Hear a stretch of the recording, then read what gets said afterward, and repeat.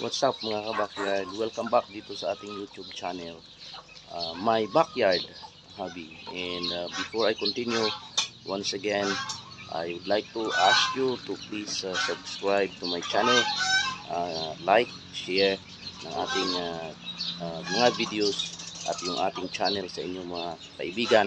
And don't forget to click the notification bell so that you will be updated for my next video.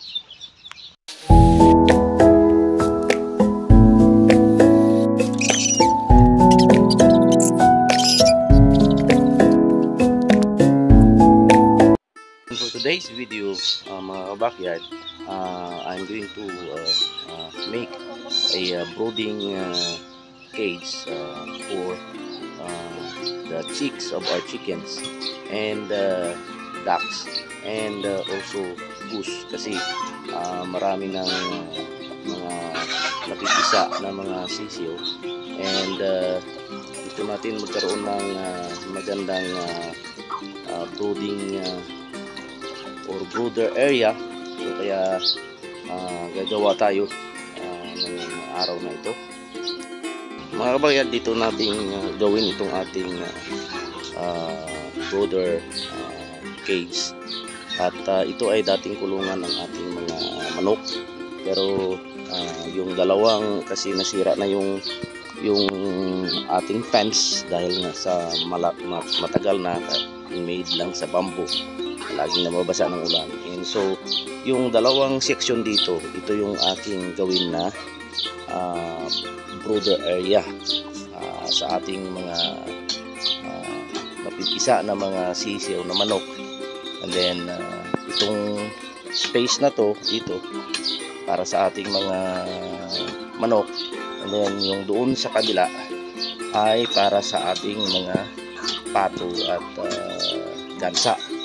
So ito na, nagpapatayo na tayo ng haligi, bagong haligi. Yan yung post, at tinutulungan tayo ng anak ng aming isang membro dito sa church. At kung makita nyo mga kabakyard, dito yung ating mga kulungan para sa ating mga sisiyo, bagong panganak ng mga manok. Pero puro na ito may laman. So yan, may laman na ito. And kulang na yung ating brooding or brooder area. So may laman na yan lahat. So yung gagawin natin, kapag matapos ito, maggawa tayo ulit ng mga kulungan. At yung mga siguro mga 1 month old ay ibaba ko dito sa lupa, pero kailangan maayos natin ng maigi para hindi sila makalabas at hindi sila mapasok ng mga predators. So dito namang area, dito ko ilagay yung ating mga pato saka ating gansa, kasi mayroon na tayong napisang pato, first batch. Yan ito muna siya dyan. Yun yung may itlog na isisa, siguro siyam lang yung na pisa, kasi mayroong kumakain. And, so pero marami pa dong mga marami ng mga naglilimlim sa baba. Whatever we got, so yun lang muna. At hanapan natin ng paraan kung paano natin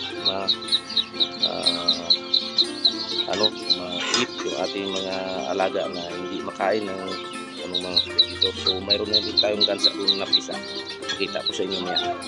Pero bili muna ako ng kahoy, tapos bili ako ng kawayan, yung bamboo for our fence. Tapos yung sa pinakababa, lagyan natin ng mga loose na yero nandito lang sa ating paligid. Tara kabakyard, natapos na natin itong poste at saka yung yung brace na pwede na nating pakuan ng ating wall. ayan, yan, tapos na yan. Dito din sa kabila. Ayan, tapos na. So, ay pako na lang natin yung ating ano ba yun, wall na yung bamboo. Ito. Ayan. Yung mga slides na yan. Ayan. Pako natin yan. Kabakyard, natapos na natin itong ating brooder cage. Yan. Yan. Talagyan na lang natin ng ano ba yun, GI sheet sa pinakababa niya para hindi makalabas yung ating mga sisiyo. Medyo magulo pa pero tapos na to. Ito yung unang cage dito, and then nilagyan natin dito ng ano ba yun, door, kasi dito ko ilalagay mga kabakyard yung ating mga ano ba yun, yung mga sisiyo ng ating mga pato at saka gansa dito sa lugar na to. Ayan. So yan, marami na rin tayong mga napisa na ano, wala tayong kulungan pa para sa ating mga ano ba yun, mga sisiyo, kaya linalagay ko sila sa ano muna, sa gulong. Yun yung aking nalagyan sa kanila kasi yung itong mga cage na to ay puno na, dun sa baba puno na rin. Yan, so, yan na mga kabakyard. At yung floor matting niya nito, lagyan ko ito ng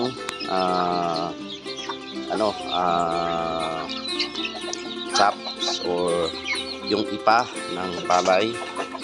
Ayan, parang floor matting para maayos, ma-absorb niya yung ano ba yun, yung tahi ng ating mga alagang sisiyo. At kapag mga malaki na sila, ibaba natin dito sa baba. Katulad niyan, ayan, kasi ito mga 3 weeks old na yan. Yan, kaya binaba ko masira dito. Yan. Marami pa tayong mga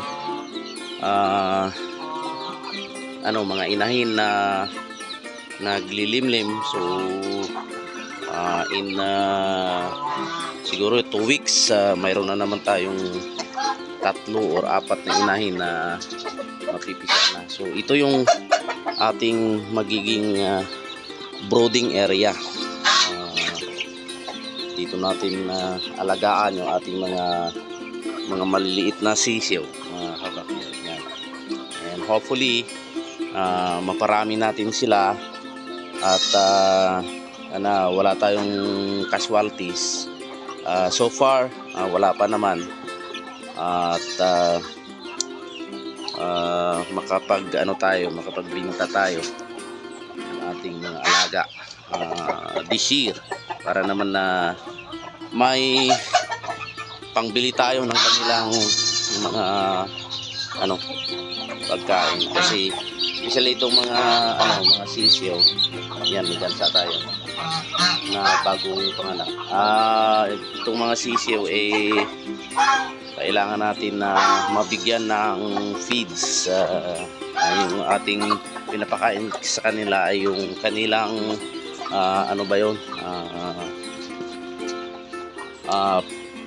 feeds dito na para sa mga maliliit.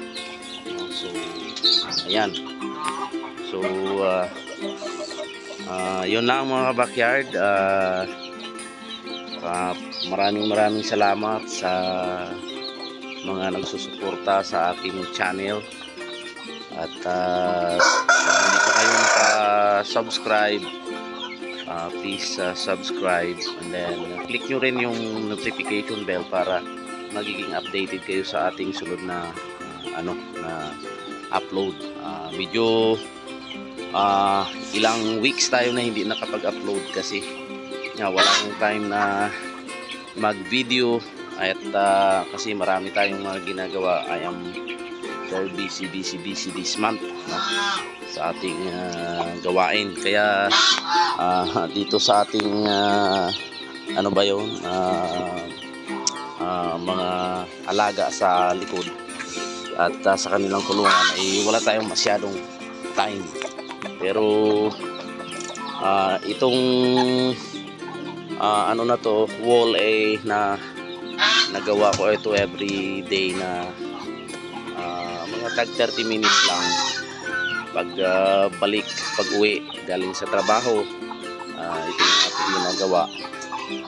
And, salamat sa Panginoon na tapos na siya.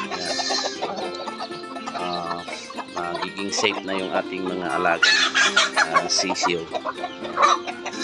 So dito na lang at sana patuloy na tapusin nyo ang pagpanonood ng ating mga videos. Maraming salamat. God bless.